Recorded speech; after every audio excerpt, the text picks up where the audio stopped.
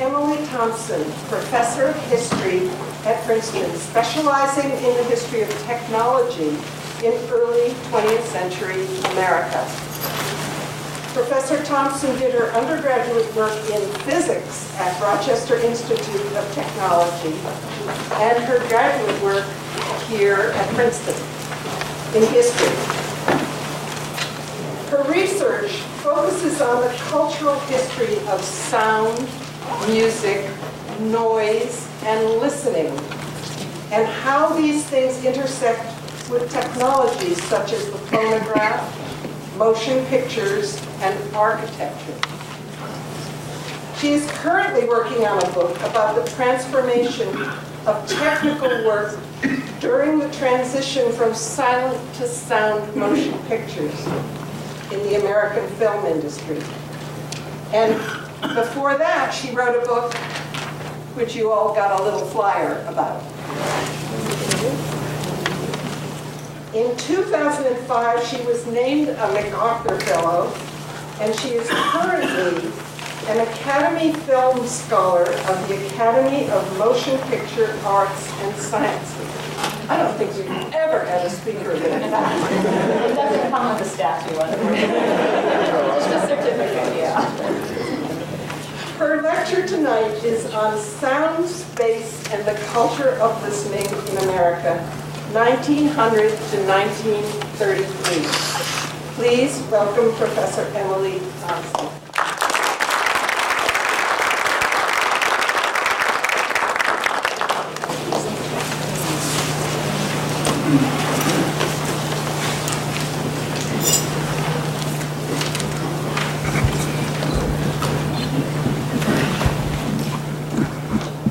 Can everyone hear me okay? Yes. All right. Thank you, Ruth Wilson, for inviting me to participate in this lecture series, and thanks to you all for coming out on a cold, almost winter's evening to hear what I have to say about the soundscape of modernity. What is a soundscape? Perhaps I should begin here. A soundscape is an auditory or aural landscape. Like a landscape, a soundscape is simultaneously a physical environment and a way of perceiving that environment. It is both a world of sound and a culture constructed to make sense of that world. In the early 20th century, a soundscape was constructed in the United States that I call the soundscape of modernity. Simply put, the United States in 1930 sounded very different from the way it had sounded just 30 years before, and that difference is perceived to characterize modernity. The sounds themselves were increasingly the result of technological mediations. Scientists first discovered new ways to manipulate traditional building materials to control the behavior of sound in rooms. Later, new materials were developed to achieve even greater degrees of control. And finally, new electroacoustic technologies effected even greater results by transforming sound energy into easily manipulable electrical signals. Speaking of sound signals, let me ask, when I look up, do you lose the amplification? No. Okay, good. Then I won't stare down at my text. I'll look at you as well. Great. All right. Now, accompanying these changes in the nature of sound were new trends in the culture of listening. The fundamental compulsion to control sound stimulated auditors to listen more critically to determine whether this control had been achieved. The need for control stemmed in part from new worries about noise, as traditionally bothersome noises like animals and peddlers were drowned out by the technological crescendo of the modern city. The desire for control was also driven by a preoccupation with efficiency, which demanded the elimination of all things unnecessary, including unnecessary sounds. Finally, control was a means to exercise choice in a market filled with aural commodities. It allowed consumers to identify what constituted good sound and to evaluate whether or not particular products achieved it. Now, perhaps the most significant result of these physical and cultural changes was the reformulation of the relationship between sound and space. Indeed, as the new soundscape took shape, sound was gradually dissociated from space until the traditional relationship virtually ceased to exist. By 1930, Good sound was defined as sound that was clear and direct, signal-like in clarity, and free of any spatial characteristics, particularly free of reverberation, that lingering over time of residual sound that had always been a direct result of the architecture surrounding the sound. Previously, reverberation had constituted the acoustic signature of a place.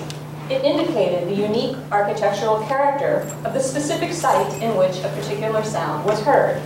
Now, such residual sound was redefined as noise, unnecessary and unwanted, and it was eliminated through technological interventions. Now, reverberation can also be characterized as aurally defining space and time. We measure reverberation in seconds. How many seconds does the echoey lingering of sound continue on in a room? Thus, this modern, non-reverberant sound can also be seen as transforming the traditional relationship between space and time. In this way, the story of the rise of the modern soundscape parallels stories of other transformations of traditional space-time relationships, transformations long considered to be constitutive of modernity. The Cubist art of Pablo Picasso, the relativistic physics of Albert Einstein, the stream of consciousness prose of James Joyce. Modern artists, physicists, and writers were fully conscious of the revolutionary character of their work. Modern acousticians were just as aware. But until recently, few historians have thought to place sound meters and acoustical tile ceilings alongside E equals MC squared and Ulysses in our pantheon of quintessentially modern objects. But I would like to do just that. So let me now attempt to do so, and I'll see if you buy it. In 1900, Symphony Hall was inaugurated as the new home for the Boston Symphony Orchestra. The building was designed by architect Charles McKim in collaboration with a young physicist at Harvard named Wallace Sabine, who consulted with McKim on the acoustics of the hall. A few years earlier, Harvard's president had enlisted Sabine to improve the bad acoustics of a university lecture hall. In the course of that investigation, Sabine discovered a mathematical relationship between the architectural character of a room and its acoustical character. Okay? All I really need to point out with this equation is how it really probably confirms your own experience of sound. If we measure reverberation time in seconds, as I mentioned, how many seconds can you hear the sound before it totally dies away in a room? This equation is saying that reverberation time is directly proportional to the volume of a room.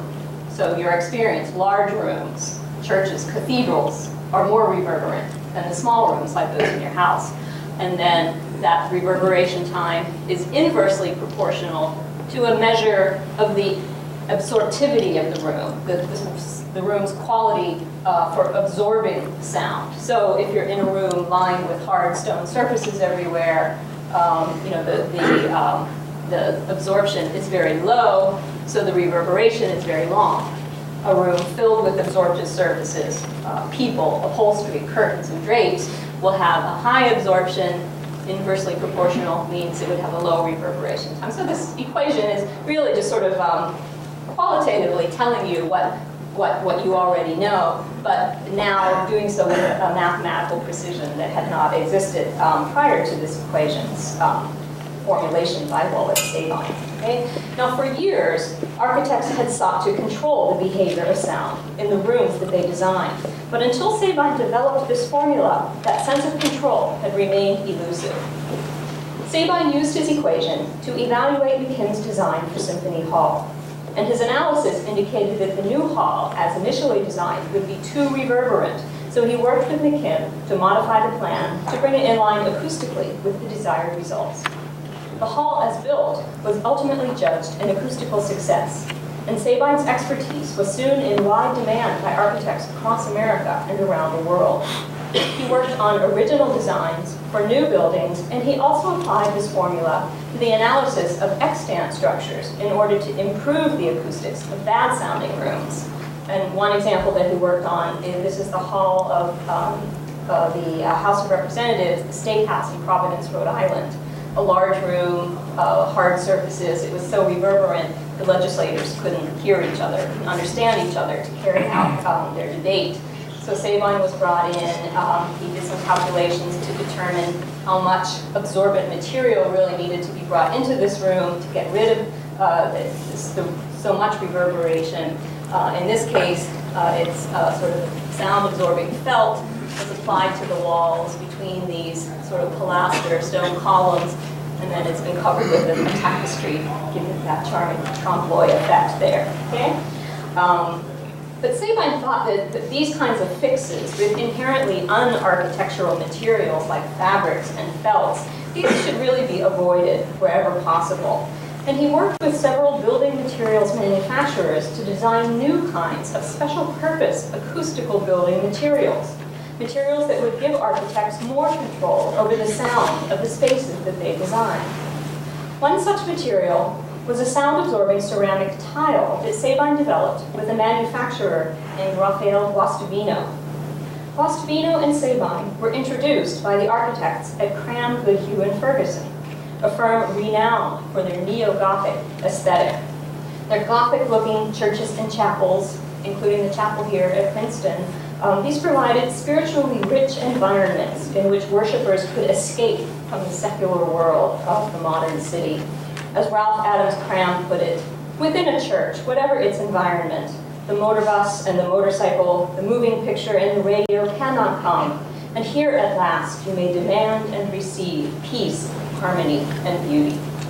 To achieve this peace and harmony, Cram turned to Sabine and Guastavino. The result of their collaboration was first applied in 1913 to Cram, Goodhue and Ferguson's St. Thomas's Church in New York. This church now sits right next to the Museum of Modern Art. Now, Rumford tile, the material they developed together, was a ceramic material intermixed with peat. So when the tiles were fired in a kiln, the peat burned up, and it left behind sound-absorbing channels and pores running throughout the thickness of the ceramic tile. So the resulting surface absorbed about 30% of the sound energy that struck it, which was far more than the approximately 3% that was absorbed by the normal ceramic tiles that Guastavino had been manufacturing previously. The architectural result of this new sound-absorbing tile was exactly what Cram had hoped for. The nave of St. Thomas's Church was far less reverberant than it would have been if constructed of masonry or standard tiling. Okay? And the result was a Gothic-looking church that was not a Gothic-sounding church. Okay? The material really covering all the webbing on the surfaces of the vaults here, it's all this special sound-absorbing tile. So while you would expect to hear a very sort of echoey, reverberant quality of sound in the space, in fact, it was considerably less so because of that sound-absorbing surface on the ceiling. Sabine characterized Rumford tile as a new factor at the disposal of the architect. And this new factor was the first step toward dissociating spaces from the traditional sounds that had long filled them. Sabine's equation had given architects greater power to manipulate the traditional relationship between sound and space. But with Rumford, that entire tradition was challenged. In this way, in spite of its conservative look, it looks like it was built centuries ago. St. Thomas's Church, I would argue, is actually situated at the forefront of change. It embodies a kind of modernity, acoustical modernity, not previously acknowledged by architectural historians. They primarily focus on what buildings look like, so they saw this as a very conservative sort of structure, but if you think about what it sounded like, in fact, it was very innovative. And Rumford was just the first step. Sabine and Guastavino next developed an improved material called acoustolith that was even more absorptive. And both materials were employed in churches, temples, legislative halls, and other large vaulted spaces across the nation. This temple utilized acoustolith tile. Okay? Now, these Guastavino tiles required skilled manufacture and installation, so their use was limited to projects that could afford that kind of expense. Numerous rival materials soon appeared that were cheaper to make and to install. There were felts as well as tiles. There were wall boards and plasters. They had brand names like Autocustone Plaster or Insulite Acoustile or Acoustifibro Block. These materials were made of seemingly anything and everything.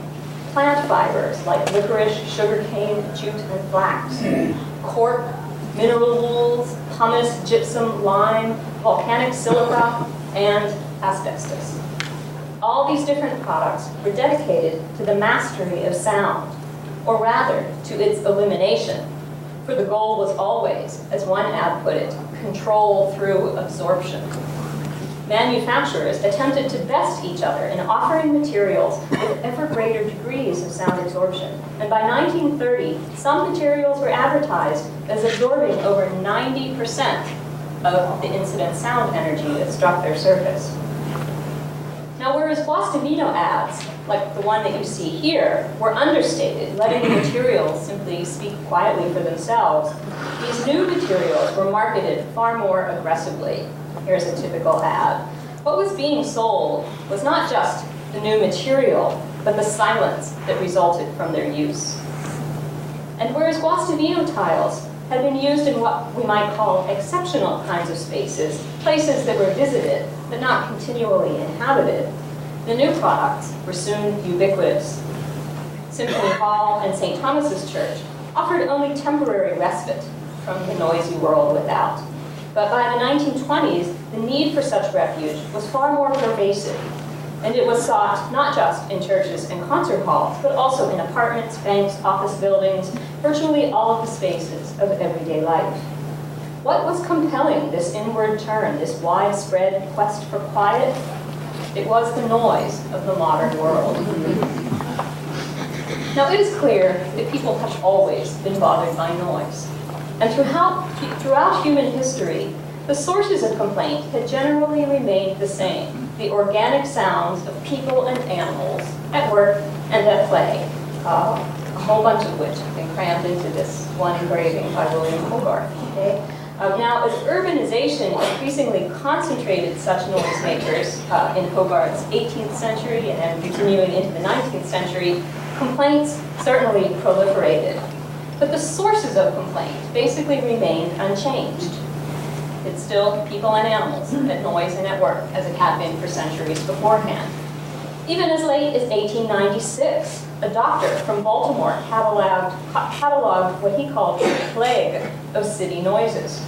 And his list still emphasized traditional sounds, such as horse-drawn vehicles, peddlers, musicians, and animals. Nearly every kind of city noise, he concluded, will find its proper place under one of the above categories. Less than 30 years later, however, this plague had mutated into a very different organism. Indeed, by 1925, it was no longer organic at all.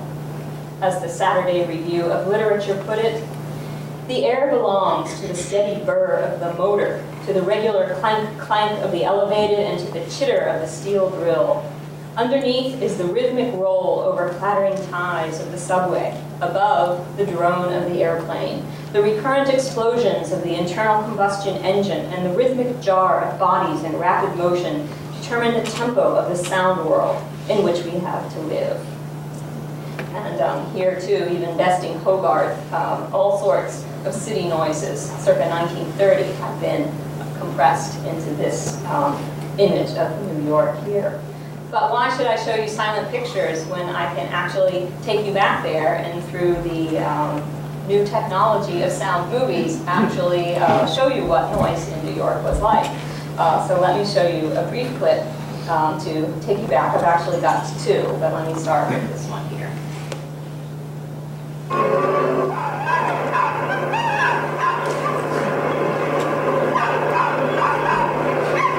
don't know what's happening with the dog. But this was an infamously noisy spot on one of the elevated lines as the cars went around this turn and the wheels squealed against the metal rails.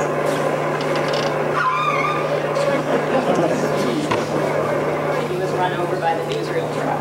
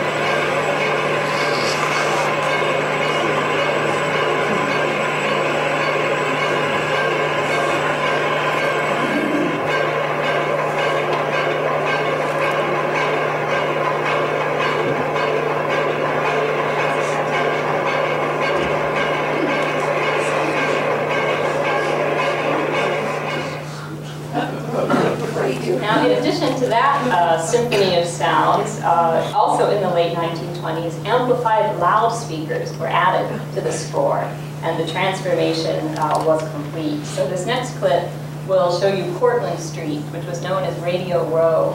It's the neighborhood that was actually torn down to build the World Trade Center in the 70s. And Radio Row was famous, as you'll see, as chock-a-block with radio shops, and they're all advertising their wares with a loudspeaker kind of over the door, simply broadcasting the music and sounds out into the street.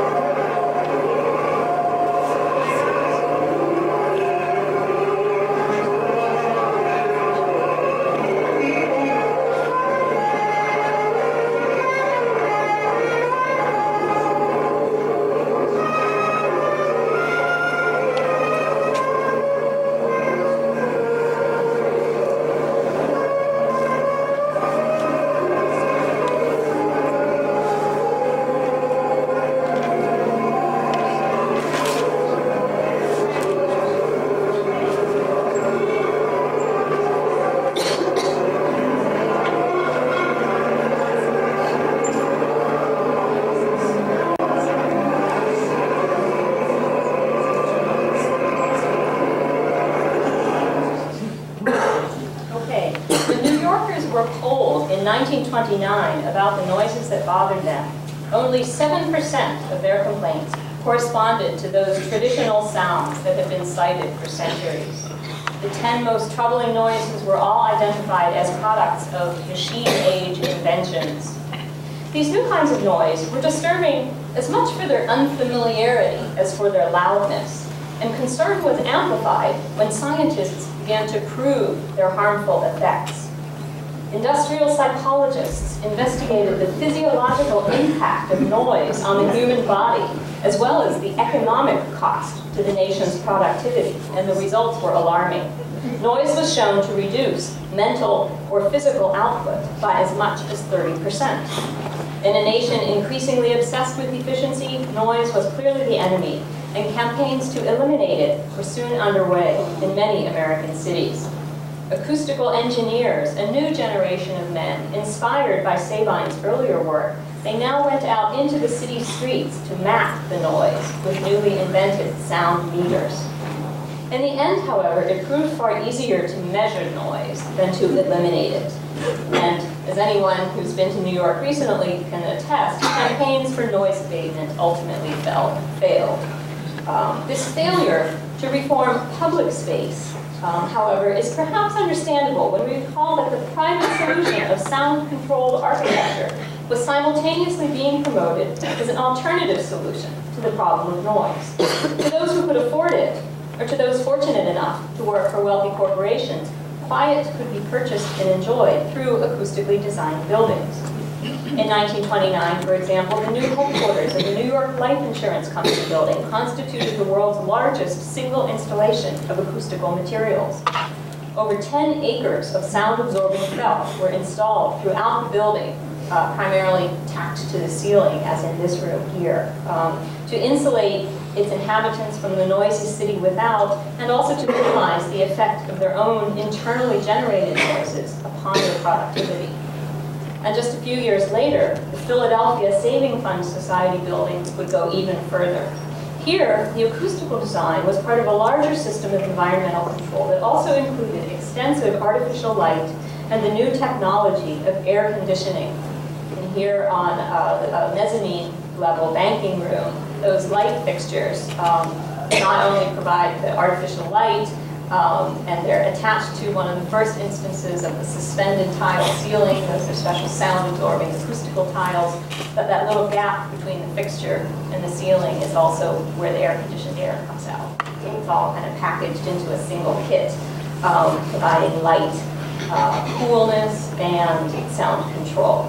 The acoustical tile ceilings deployed in the PSFS building were advertised as absorbing 94% of the incident sound energy in those rooms. And the building was heralded for being hermetically sealed against the noisy city that surrounded it. The PSFS building also celebrated the technological look of its acoustical materials. Previously, architects of acoustically innovative American buildings like St. Thomas's Church had felt compelled to mask their acoustical materials with the look of Gothic masonry or with other types of concealing covers. In Europe, however, a new approach to architecture had been developing over the decades since the turn of the century. The new approach was epitomized in the work of modern architects like Le Corbusier, Walter Gropius, and Mies van der Rohe.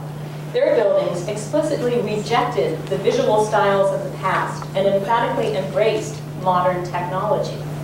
With the PSFS building, this new aesthetic finally arrived in the United States. It was really the first large-scale modern structure to exist in this country. And its architects were now free to celebrate the technological look as well as the technological sound of the new acoustical materials. According to the ads, there was nothing more modern than the PSFS building, and that modernity was both visual and acoustical. The sound was modern because it was achieved through technological interventions. It was modern because those material interventions defied traditional relationships between sound and space. And it was modern because it was efficient. Efficient not only for being clear and direct and free of unnecessary reverberation, but also for improving the working efficiency of the people who labored in the building. It appears, however, that the hermetic isolation of this building may have been a bit too quiet for comfort, and plans were made to introduce sound back into these rooms, but only sound of a particular sort. Take a look at the back of the window ledge there. And what do you see? A rather incongruously Gothicized radio receiver.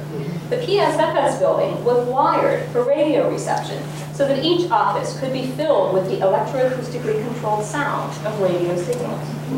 By combining architectural and electrical means to control sound, the modern soundscape would reach its culmination. Now, electroacoustic technologies date back to 1876 with Alexander Graham Bell's invention of the telephone. With the telephone, a human voice could instantaneously traverse unprecedented distances, and the geographic limitations of oral communication were shattered. In 1877, Thomas Edison invented the phonograph. While early phonographs were not electrical devices, they nonetheless shattered the long-standing temporal barriers to oral communication by allowing for the first time the storage and retrieval of spoken words, music, and other sounds. Radio entered the scene as a consumer product in the early 1920s, moving sound through space at the speed of light and offering new kinds of electroacoustic listening experiences to those who tuned in. At around the same time, the phonograph was electrified, and the result was a new market filled with electroacoustic services and commodities.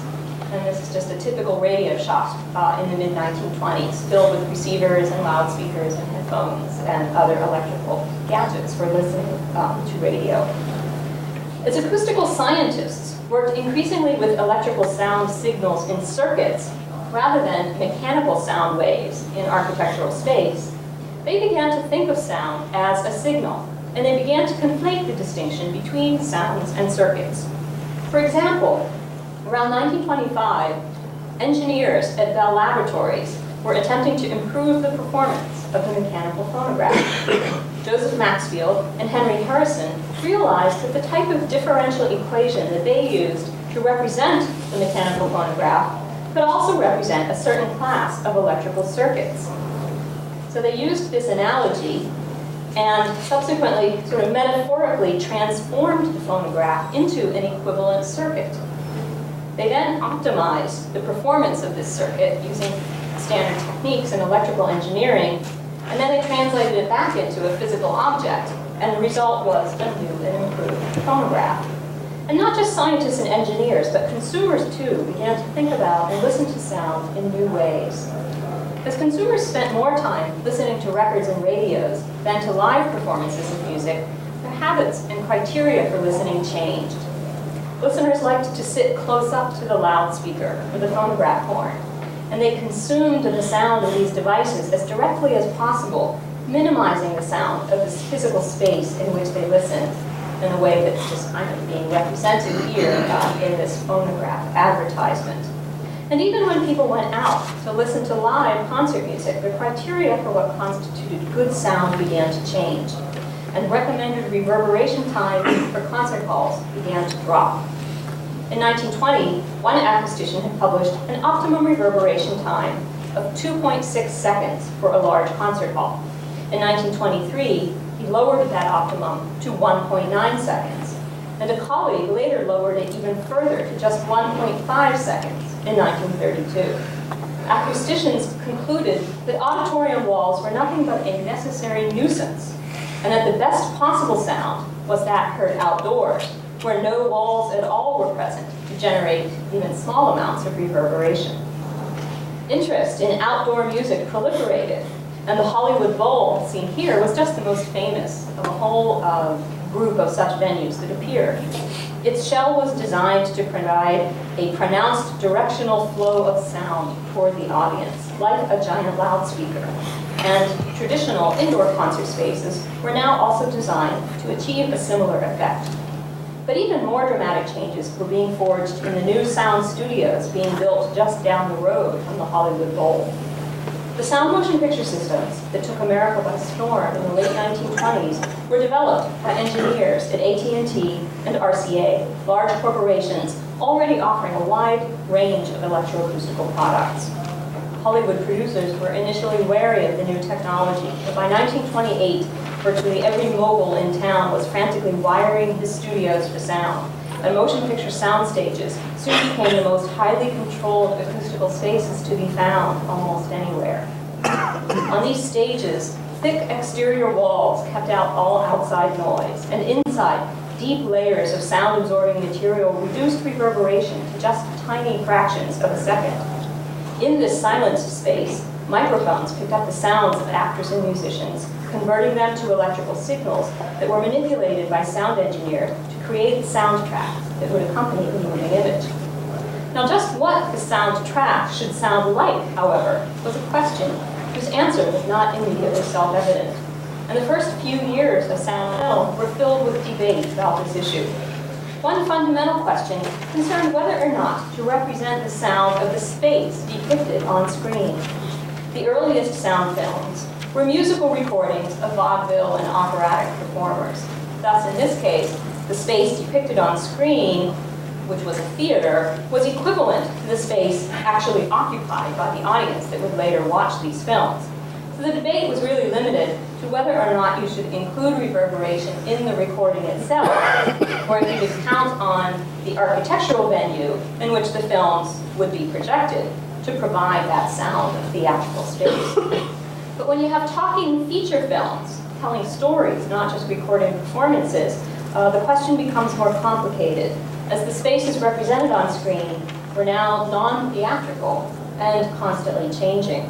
Should the soundtrack to continue to present the theatrical space in which the audience actually sat, or should it instead represent the fictive space depicted on screen? That is, should a scene set in a small parlor sound like a small parlor? Should outdoor scenes sound like the outdoors? Further, when scenes cut from place to place, should the sound change to accompany the image?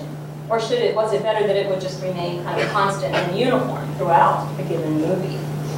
And if an acoustical rendering of the fictive spaces was desired, how were you to achieve that when that space was, after all, only an illusion created with stage sets built of paper and plaster? Now, I can't go into all the details of the fascinating process by which these questions were answered. That's really the subject of my current research. But it is clear that by 1930, these questions had basically all been answered, and new standards for making sound film were in place. The studio in which a film was made, as well as the theaters in which it would be shown, were architecturally designed to be as acoustically dead as possible.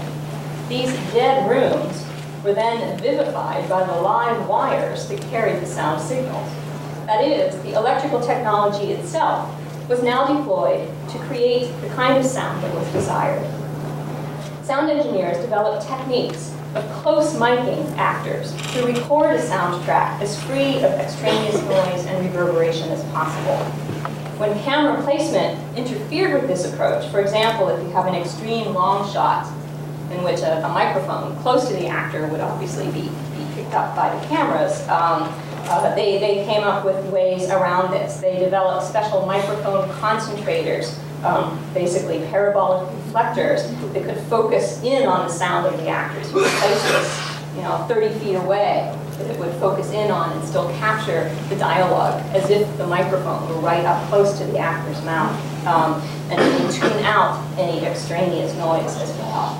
By 1931, a new type of microphone was designed to have this kind of directional characteristic as an inherent property. And the result was a soundtrack that emphasized clear and direct, noise-free and reverberation-free speech. This sound was really just a starting point, however, as new techniques of mixing, dubbing, and editing allowed engineers to create a sound product, which is what they called it, in what we would call the post-production phase, after the original recording had been made.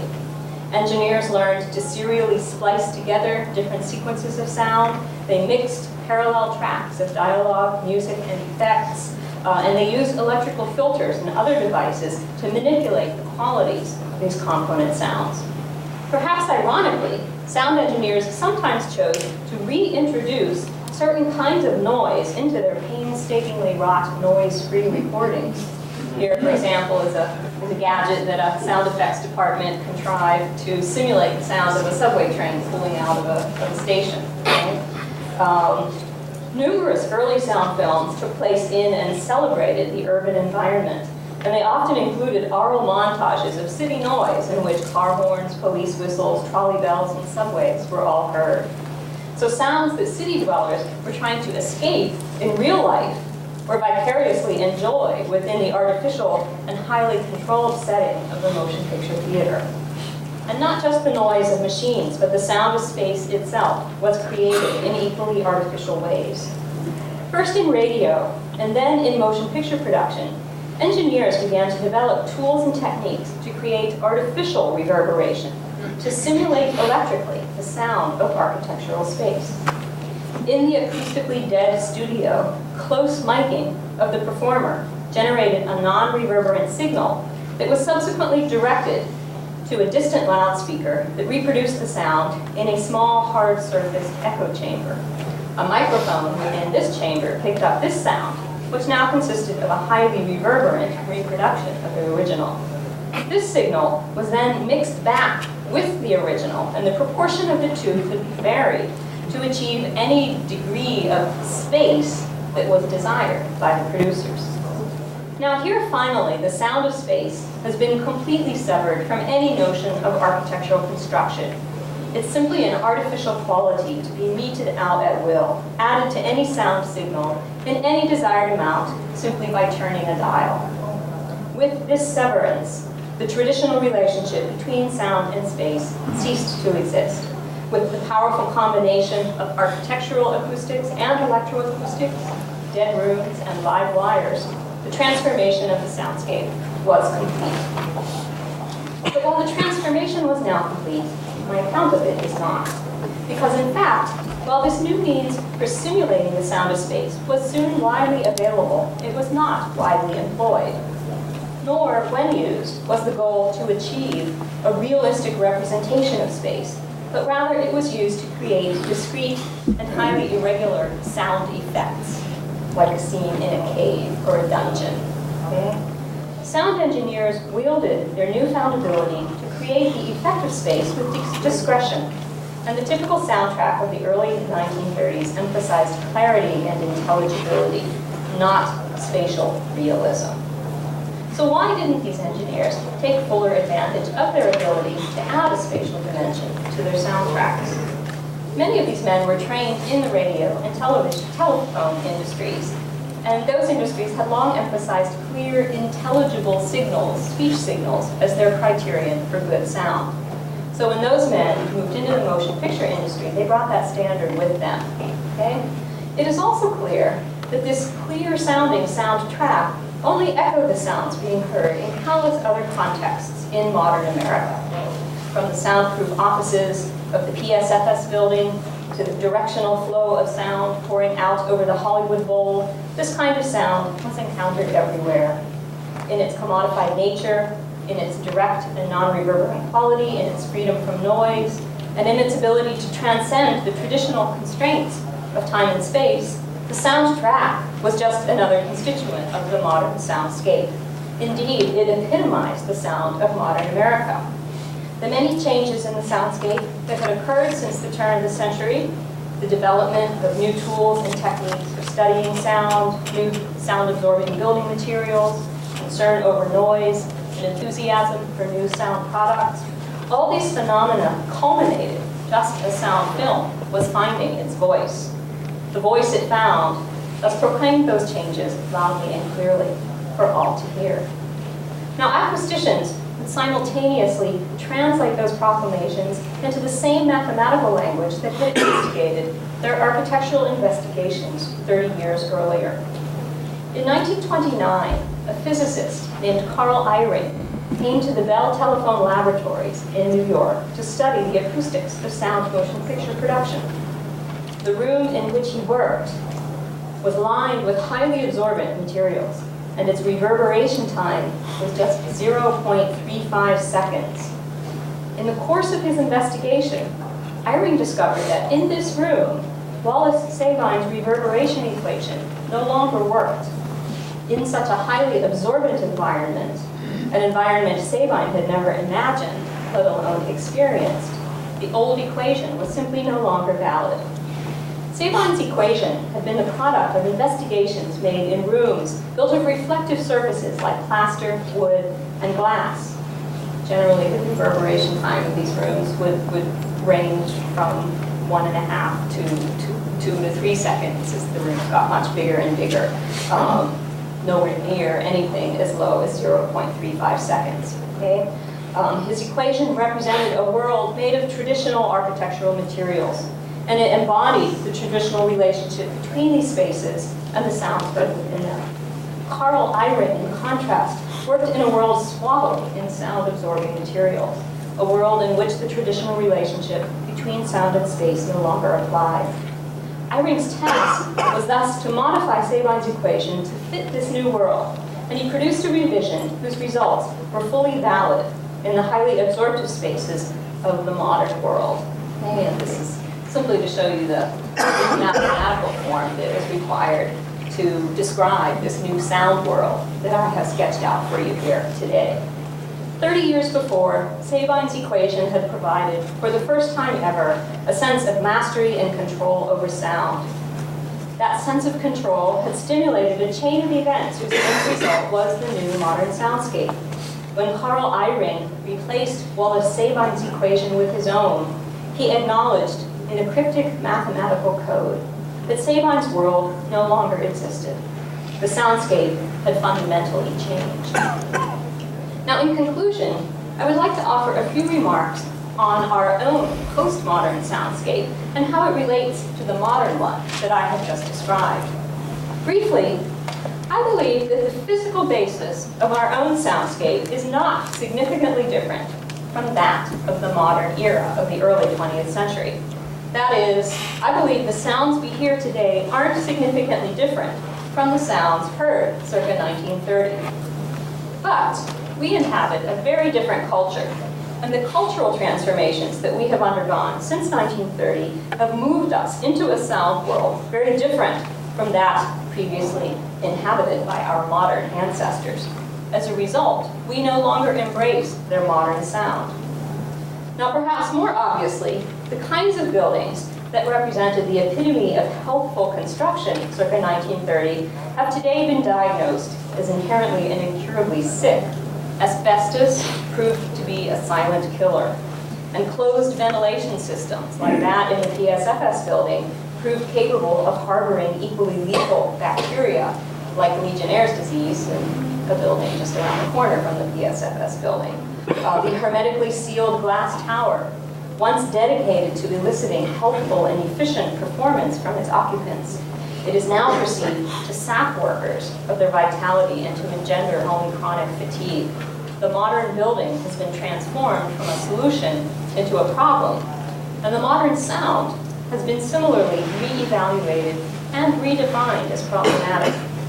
The spaces of Guastavino construction, for example, are no longer considered as acoustically satisfactory as when they were first built. Starting in the 1960s, numerous congregations, as well as Princeton University, began to hire acoustical consultants to restore a more Gothic sound to those sanctuaries, to welcome back the reverberations that had originally been banished. And in general, they would simply paint over the porous surface of those tiles and seal off the pores and render them more reflective, so you would get more reverberation. Standards for reverberation in concert halls also changed in the years after the Second World War. Auditoriums that had been considered state-of-the-art circa 1930 were now considered to be too acoustically dead.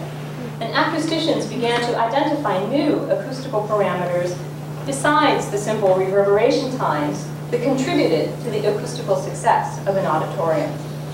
One factor identified by acoustical researchers circa 1960 was the initial time delay gap, the interval of time that a listener experiences between the arrival of direct sound coming from a source and the first reflections that would be received off of the various surfaces of the room. Later studies indicated that lateral reflections, sound reflecting off the side walls of a room, not only created a satisfactory initial time delay gap, but also played an important role by creating the impression of being enveloped by the sound. The difference, as one acoustician put it, between feeling inside the sound, which was good in 1960, and feeling on the outside, observing it as through a window, which was bad in 1960. But of course, in 1930, listeners had wanted to listen like sound engineers, and that window was deemed desirable, perhaps even necessary. Perhaps the distance it provided was a way of dealing with the tremendous change in the nature of sound that those listeners had recently experienced. Faced with the radical transformation in the physical nature of what they heard, as well as with the implications of the unprecedented ability now to control what they heard, those modern listeners had identified one best sound, a single, simple standard that was perceived as optimal for all places and occasions. That sound provided them with a sort of aural anchor in a world that was awash with sonic change. Today, however, we seem to accept change more easily, and we appear to be more adept at dealing with the endless possibilities that acoustical technologies present. We embrace these possibilities and are unwilling to accept the idea that there exists just one best sound. I believe we are able to do this because we have had many years to become accustomed to the sounds that we have inherited from the early 20th century, as well as to become used to our power over them. With such now familiar aural material at hand, we choose today, instead, to focus on our ability to transform it. Many of the most notable concert halls today, for example, are designed to be acoustically configurable. They do not embody one best sound, but can instead be physically manipulated to create any of a range of different acoustical environments. Ceilings can be raised or lowered, sidewalls can be coupled or decoupled to reverberant chambers, effectively tuning the architecture to fit the particular type of music being performed in it each night. And the Kimmel Center in Philadelphia is an example of this kind of configurable hall. Far more flexible are installations that use electroacoustic technologies to achieve these kinds of transformations. Back in the 1950s, the modern architect Le Corbusier worked with the composer Edgar Varese. They collaborated with sound engineers from the Philips company to create an electroacoustic space that was constantly in sonic flux. The Philips Pavilion at the 1958 World's Fair in Brussels was designed to sound dry and intimate one moment, and as reverberant as a cathedral a moment later. This kind of instantaneous acoustical changeability was elaborated upon in the 1970s when auditorium simulators were developed both as tools for scientific study and as commercial audio products. And with the advent of digital signal processing, far more powerful simulators are available today. This, for example, is the B room, which is a small space that is generally used for practice and musical performance. But it's inside, it's wired with microphones, with a signal that is fed through a computer, transform that sonic input, and then rebroadcast it back in the room, giving that sort of box-like space the sound of any kind of building you want. Okay? The V-Room, its manufacturer's claim, opens the door to virtual acoustics. V-Room brings you literally dozens of acoustical simulations. This is their pros, not mine. Each perfect, distinct, and so real that you will not believe your ears. Push a button and you're transported to center stage. Push another and you're standing in a Gothic cathedral, a Baroque concert hall, or an amphitheater. With the V-Room, we have clearly abandoned the idea of one best sound, and we have renounced the soundscape of modernity. The cultural theorist Andreas Huyssen has characterized the postmodern aesthetic that developed in the 1970s as I quote, an ever wider dispersal and dissemination of artistic practices, all working out of the ruins of the modernist edifice, raiding it for ideas, plundering its vocabulary, and supplementing it with randomly chosen images and motifs. I think that the V-Room and our soundscape more generally fits this definition. It treats the past, be it Gothic, Baroque, or modern, like an endlessly stimulating old album of phonograph recordings from which we are privileged to pick and choose. That privilege, I would emphasize, is a direct result of the technological accomplishments of the modern era. The modern belief in one best sound is no longer at play, and the modern sound is now but one of many for us to explore. But by understanding more fully why that sound was so compelling to the people who constructed it, we may be better equipped to make wise choices from the many options we have inherited from the past. Thank you.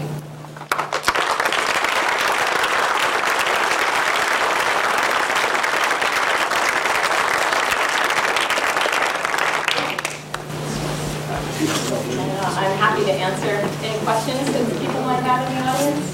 Should I sort of pick people myself? Okay, yeah, in the back. That was a tremendous talk. Thank you. Thank you. I have a couple of questions, but I kind of have to wax and put them together. Okay. Give me about 75 seconds. I was privileged to hear the first time those Tibetan monks came to the Unitarian Church in Houston Smith. I don't remember the year, but when they were doing their chanting, it actually affected you physiologically. And there's, of course, that book, The Silent Pulse, about how we all have our kind of own reverberations and things like that. So I'm interested in how that ties in with your saying. I studied with a guy named Levenspiel in Oregon who talked about how every equation has if it has a fudge factor, you can make it come out however you want. And I think of these two equations and that absorptivity and wonder how quantitative that is. And we've also heard this thing about how the old analog signals are fuller and richer than the digital signals, which kind of round off. But I remember in electrical engineering, we did algebra that cut things off at different points to have the sound go different ways. And then you also wonder, when you go to a place like Ephesus, how they got the acoustics so tremendous that, this is 4,000 or 5,000 years ago, and you can stand in some of these ancient things, and, the sound just is coming right back to you so pure. So there's kind of three questions. I think I'll work backwards, and you may have to remind me. The only one other thing, too, is when you look at that electromagnetic spectrum, how small a slice that visible range is. And, there's obviously an aural analog to that. And one, we're more affected by, I'm affected differently by, one dog bark is more annoying to me than her. Anyway. Are you studying that stuff too?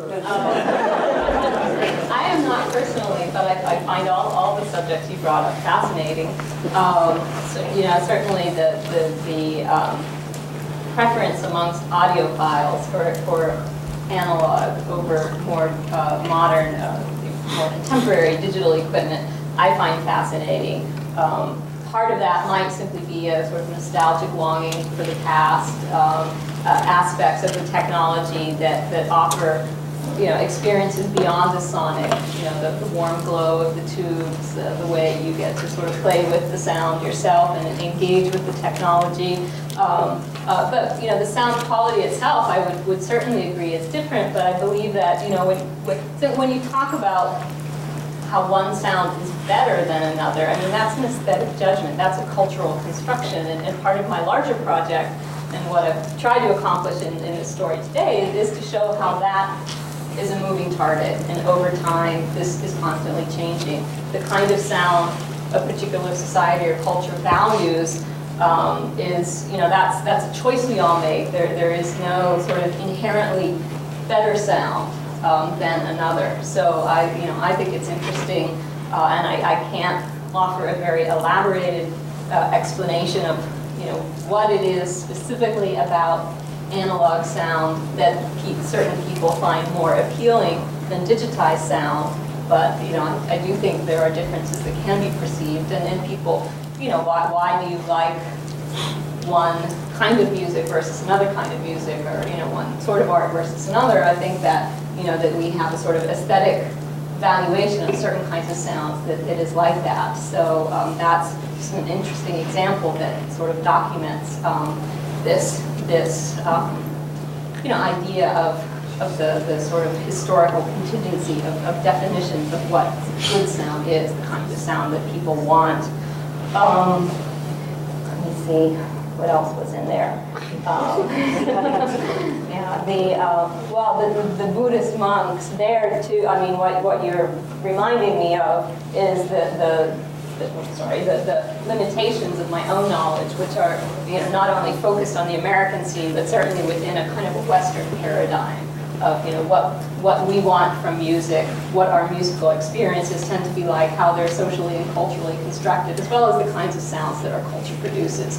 And Buddhist monks, are simply coming from a completely different cultural space, where the meaning of the music and the sound that they create, and the physical kinds of sounds that they create, and their relationship, to the people who perceive them, it's all very different in a wonderful way. So I need, a historical colleague who studies Tibetan culture to really do a similar kind of study on them, to fully understand, everything that was going on in this experience that you responded to as so unique and different from any sort of sonic experiences that you're used to. Sort of when they were singing, you kind of felt it in your upper body.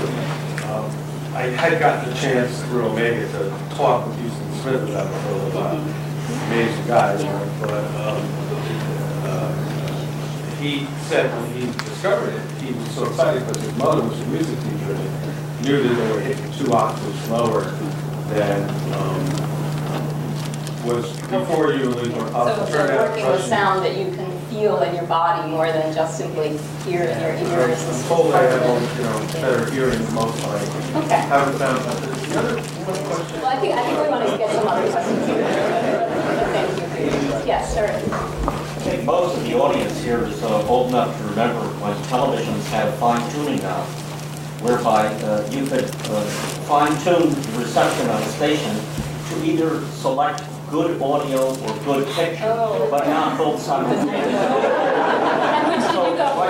My question to you is, do you have any idea why physiologically we tend to select good audio as opposed to good video? That is, when you turn that fine-tuning knob, you would tend to select it for crisp, clear sound and accept a noisy picture. So in your brain, you can deal with the noisy picture, but not the noisy audio. I wonder if that isn't the product of that particular historic moment in which you were turning that dial, because having the image was new, yet you and your parents and your community more generally had a long tradition of listening to radio and tuning the radio in, to hone in on the audio signal as precisely as possible. So maybe, that might help explain, because you would feel the loss of quality from what you were used to if you sacrifice the audio in order to have the sharp picture. Since the picture is new, you maybe you're willing to accept a little less there. This is a hypothesis. In general,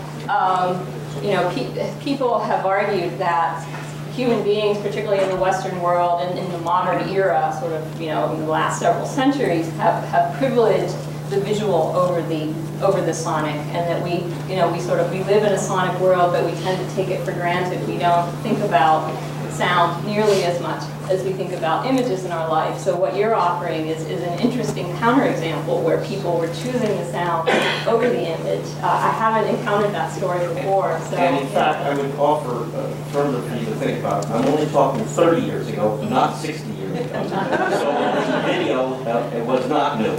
And your comparison with the audio from radio, I think, is not adequate. Yeah. Okay, yes, behind. Just wondering if you want to comment. A lot of what you're talking about addresses what I would say public spaces and public sound.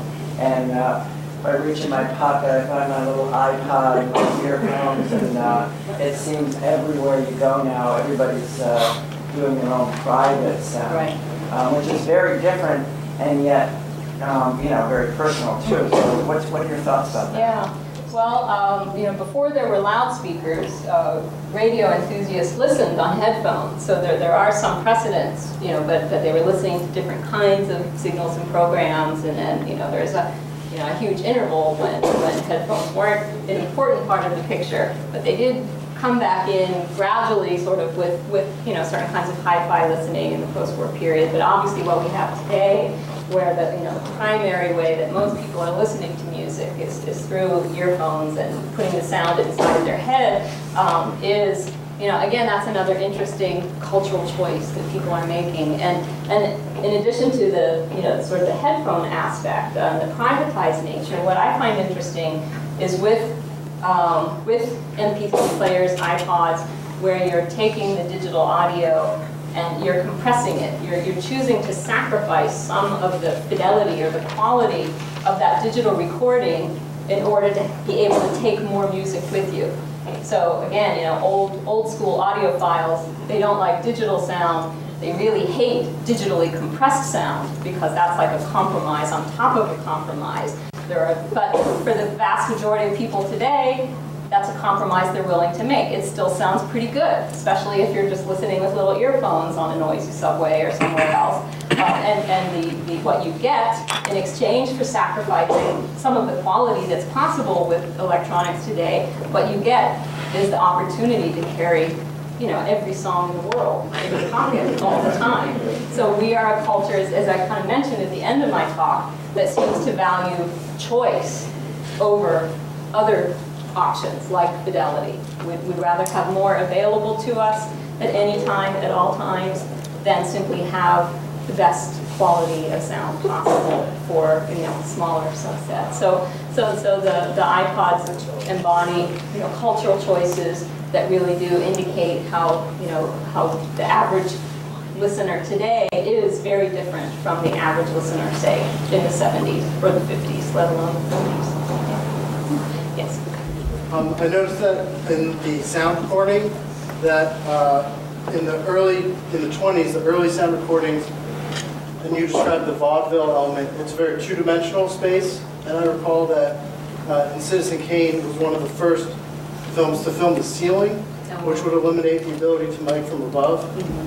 And then they would put the sound in like lamps near where the people were talking. And I also just think of Orson Welles also as like a radio innovator. So it just seems interesting that that created the three-dimensional space.